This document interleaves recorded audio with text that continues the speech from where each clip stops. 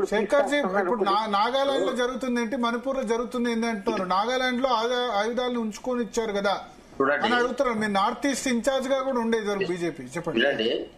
నాగాలాండ్ సంబంధించిన మా ఆర్మీ సంఖ్య ఇది, మా సోల్జర్స్ వీళ్ళు, వాళ్ళ లిస్టు వాళ్ళు ప్రకటించి, వాళ్ళ ఆయుధాలను కూడా వాళ్ళు ప్రకటించి, ఆయుధాలన్నీ ఒక దగ్గరికి తీసుకొచ్చి మిలిటరీ ముందు పెట్టి, పోలీసులు మిలిటరీ కలిసి ఆయుధాలను లెక్కబెట్టి, ఆ తర్వాత సోల్జర్స్ లెక్కబెట్టి, వాళ్ళకు హాస్టల్స్ క్రియేట్ చేసి, కేంద్ర ప్రభుత్వ ఖర్చులతో హాస్టల్స్ క్రియేట్ చేసి, ఆ హాస్టల్లో తిండి సంబంధించినటువంటి మొదలుకొని మొత్తం వ్యవస్థలు కేంద్ర ప్రభుత్వం చేసి, వాళ్ళ నాయకులు ఎవరైతే 45 ఉన్నారో వాళ్లకు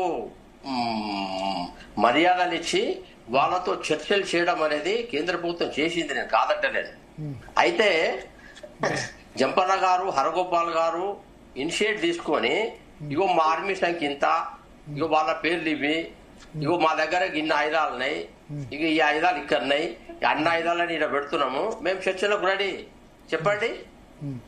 మీరు నాగాలాండ్ లో నాయకులు ఎట్లయితే ఓపెన్ గా రెడీ వచ్చిందో మీరు అట్లా డిక్లేర్ చేస్తారా? మీ ఆర్మీని డిక్లేర్ చేస్తారా పేర్లతో సహా? ఆ తర్వాత హాస్టల్ కు వస్తారా? హాస్టల్ కు వచ్చి ప్రభుత్వ సంబంధించిన వ్యవస్థలలో గవర్నమెంట్ ఏర్పాటు చేస్తుంది, మీరు ఉంటారా అక్కడ? మీ మొత్తం ఆయుధాలను తీసుకొచ్చి అక్కడ పెట్టేస్తారా? పెట్టండి. పెట్టి ఆయుధాలను పెట్టండి. డిక్లేర్ చేయమనండి. మీరు కాదు, గణపతిని డిక్లేర్ చేయమనండి, వాళ్ళ సెక్రటరీ హిడ్మానా ఎవరో డిక్లేర్ చేయమనండి, ఓపెన్ వీడియోస్ పెట్టమనండి, ప్రెస్ కాన్ఫరెన్స్ పెట్టమనండి, రమ్మనండి. అప్పుడు గవర్నమెంట్ ఏం చేస్తుంది? మేము కూడా ఏం హెల్ప్ చేయగలుగుతాం వస్తుంటాం మీ దగ్గర. మీతో నేను చెప్పే మాటకు మీరు ఒక చెప్పండి. రాజ్యము చట్టానికి అతీతంగా చట్ట వ్యతిరేకంగా ప్రవర్తించవచ్చునా? ఈ ఒక్కదానికి సమాధానం చెప్పండి, మిగతా మాట్లాడదాం. చెప్పండి.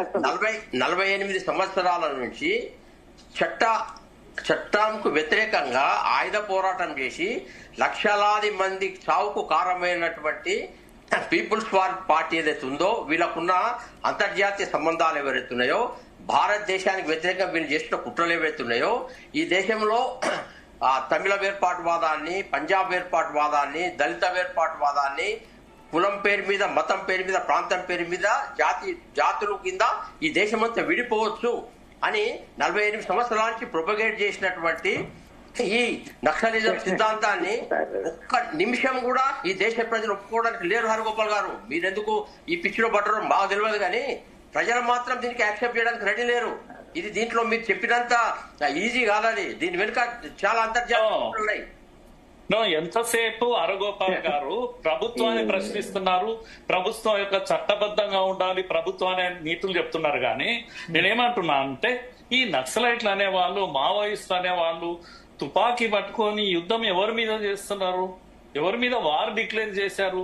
రాజ్యం పైన వార్ డిక్లేర్ చేశారు కదా. ఎంతమందిని చంపుతున్నారు?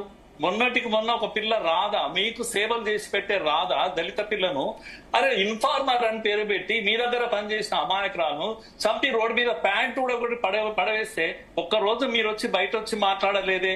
ఎంతమంది 60,000 70,000 మంది గుత్తికోయలు దళితులు ఆదివాసీలు వచ్చి ఇప్పుడు ఈ రోజు బార్డర్ మీద నిర్వాసితులు అయిపోయారే. ఏడ ఉంది మీ మహేంద్ర కర్మగాలి చంపేశారా మీరంతా కలిసి? సాల్వాజుడు పేరు మీద ఆదివాసీలను తరిమి చంపితే దిక్కులేదే. వాడి యొక్క మారణ హోమాన్ని మాట్లాడడానికే చేతగాని వాళ్ళందరూ వచ్చేసి ప్రభుత్వానికి బుద్ధి చెప్పడానికే, ప్రభుత్వం చట్టబద్ధంగా ఉండాలి, ప్రభుత్వం తప్పు చేస్తుంది, ప్రభుత్వం నేరం చేస్తుంది. నేనేమంటున్నానంటే, మీ వ్యూహంలో భాగంగా ఇప్పటికి కూడా ఈ ప్రయత్నం నేనేమంటున్నాను, నేను నిందిస్తున్నాను మిమ్మల్ని. మీరు కవర్ చేస్తున్నారు, వాళ్ళకు సింపతి క్రియేట్ చేస్తున్నారు. వాళ్ళు రక్తపాతం చేశారు ఈ దేశంలో. అరే ఒక రైలు పోతున్నారు, అమాయకుల బాంబు పెట్టి అది తప్పు జరిగిపోయింది అన్నారే. ఎప్పుడైనా మాట్లాడారా ఇటువంటి వాళ్ళను? ఒక రాజ్య నాయకుని చంపుతారే, ఒక హిలారిని చంపుతారే, సోమును చంపుతారే, ఎంతమంది దళితులను, ఆదివాసీలను పొట్టను పెట్టుకుంటే వాడి హత్యల గురించి వాళ్ళేదో చేస్తున్నారు ఈ దేశం కొరకు, ఉద్ధరిస్తున్నారు ఈ దేశాన్ని. ఆదివాసీలను మీరు చంపుతున్నారని. ఆదివాసీలను తరిమి చంపేశారా? రోడ్ల వాళ్ళకి బతుకు తెరువు లేకుండా బార్డర్లో వచ్చి బతుకుతున్నారు బిక్కుమని 20 ఏళ్ల నుంచి.